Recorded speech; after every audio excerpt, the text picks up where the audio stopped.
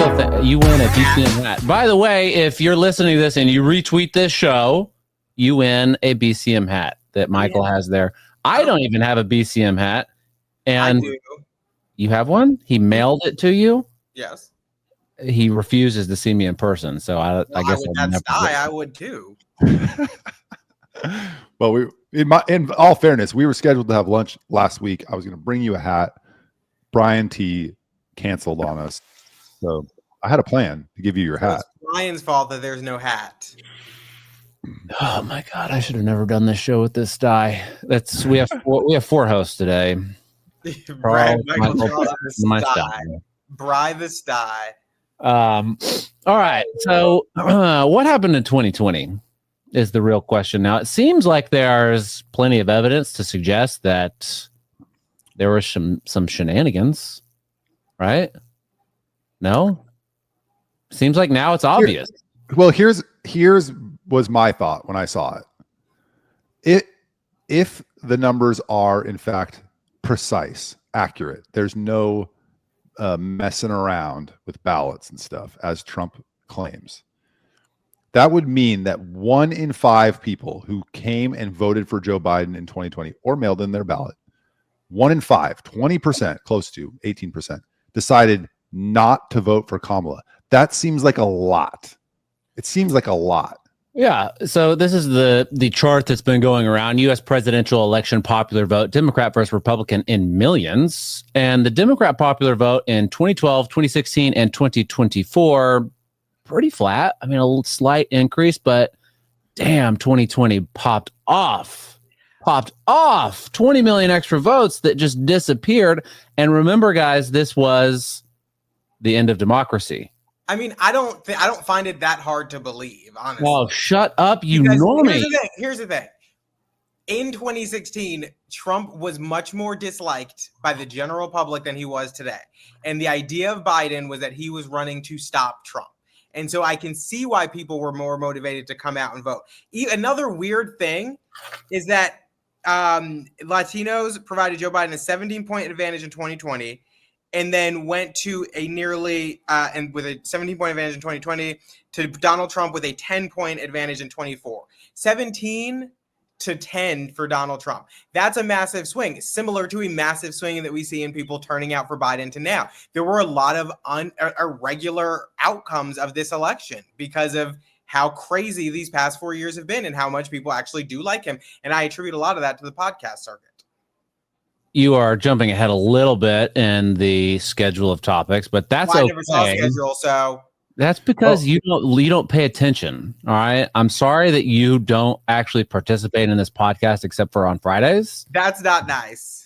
Well, here we are. So let's just talk about. People are mad at Latinos. These are a selection of comments about Latinos. Latinos aren't immune from being fucking idiots. These are not my words. These are Charles's words. These are random people with sound racist, but Latinos fucking disgust me. Latino men and their fucking machismo. Charles, you have a lot of sock accounts. What is a sock account? What the sock account? You guys don't know anything. Michael, do you know what a sock account is? Like anonymous account? Mm-hmm. Well, I mean, I assume that's what it was, but I don't know what sock means. It's what you use at night.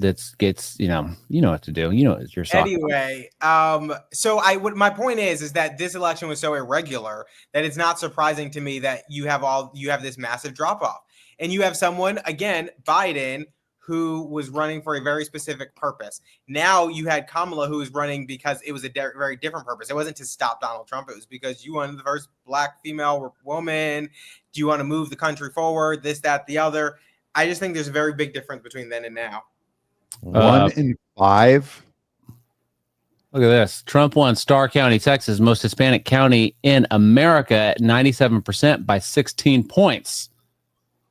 Last time it voted Republican was in 1892. See, like that, when you have things like that happening, of course you're going to have irregular numbers all across the spectrum of the. It doesn't account for it because Trump's votes went down from 2020 to 2024. His votes are down, so it can't account for people just switching votes. There were a significant. No, then they didn't vote. Okay, how about does this help you maybe a little bit, Charles, come to the side of truth? Bellwether counties. You know what bellwether counties are? Do I need to explain that one too? Yeah, I know what bellwether counties are. I'm sorry. It seems like often you don't know what's happening. So here's a chart of the bellwether counties. And in 2020, Trump wins all but one, but loses. And then 2024, Trump wins all but two, but wins. And then every other year, the person that wins the most bellwether counties just wins the election. It's kind of interesting, all these anomalies around 2020. There's also a 6% drop. Charles, quick question. What does New York Times tell you to think?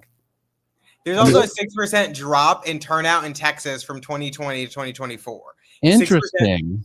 So people are so your argument is that all of these fraudulent ballots happened in Texas as well, and they just didn't find them. I'm sorry, what? They didn't. What's your argument then? There's a 6% drop in Texas. You don't think it was a lack of enthusiasm? My argument is that there is a significant amount of ballots that didn't happen this time, and it hasn't been explained. 1 in 5 voters who voted for Biden did not vote. It's still against Trump. I get that 2020 was about, but Trump is more likable, and the Democratic Party is more unlikable today. So you might still not want to go vote for Trump, but you don't feel as motivated to go out and vote against him. Well, not you, some people. I don't know. I'm going to be interested to see where those votes were specifically, as somebody does. Somebody will do an analysis on that and show us where those missing votes are, and I'll be interested to see a heat map. That's all I'm saying. So I think Charles is on the side of this guy right here. Let me make sure that this is clearly visible. I think this is where Charles lands. Famous cuck Destiny, the omni-liberal. Given the Dems turned out some 15 million fewer voters, I can't wait to see all the posts from conservatives admitting that they were completely wrong about the deep state and rampant voter fraud. Charles and the cuck. What do you mean? What do I mean? What? Why do I call him a cuck? I'll wait to see. Do you know who Destiny is? I guess I should start there because you don't know things. I don't know who that is. Oh my God. Sorry. I guarantee you the listeners know who Destiny is. He started out as a professional gamer, was very successful at that, and started commenting on politics. He married a very hot woman who. Oh, that guy from a couple months ago? He's been around for a very long time. He's been on. He was on Jordan Peterson's. Okay, I don't care about all that. But he was giving interviews about his wife having sex with other people. I don't know. He hasn't given interviews about that in a long time, I believe. But yes, his wife. He would allow his wife to have sex with other men, and then she divorced him. So he was totally cool with it, like cool with her, just blowing dudes. But wasn't she? That's your ally there, Charles. I don't know. She an adult celebrity? Adult, like a porn star? No, she was a child celebrity. Oh, really? What? No, he didn't marry a child. I don't know. Was she a porn star? I think you're thinking of Lena the Plug, maybe? Maybe? This is a ridiculous conversation. Next. I just want people to know where you're coming from. So I just want to share that sort of background. Well, when I see the evidence.